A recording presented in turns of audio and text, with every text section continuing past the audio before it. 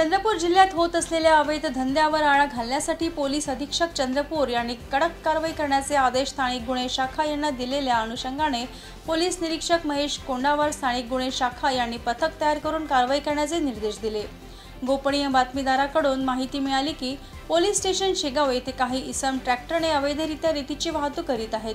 मिळालेल्या माहितीवरून स्थानिक गुन्हे शाखेच्या पथकाने पहाटे 6:30 वाजता वाहनगाव बोथली रोडवर सापळा रचून 3 वेगवेगळ्या ट्रॅक्टर व ट्रॉलीची पंचसमक्ष पाहणी केली असता तिन्ही ट्रॅक्टरमध्ये अंदाजे 3 ब्रास रेती मिळून आली। त्या चालकास रेती वाहतुकीची परवाना विचारला असता त्यांच्याकडे रेती परवाना नसून त्याने मुरपार हत्तीघाट येथून रेती चोरून बोथली परिसरात विकण्यासाठी घेऊन जात असल्याचे सांगितले। सदरच्या कारवाईत 3 ब्रास रेतीसह 3 ट्रॅक्टर असे 15,15,000 रुपयेचा मुद्देमाल जप्त करून विविध कलम अंतर्गत गुन्हा नोंद करून आरोपी यांना पुढील तपासणीकरिता शेगाव पोलीस स्टेशन यांच्या ताब्यात देण्यात आले। सदरची कारवाई पोलीस अधीक्षक चंद्रपूर, अप्पर पोलीस अधीक्षक यांच्या मार्गदर्शनाखाली स्थानिक गुन्हे शाखा यांनी केली।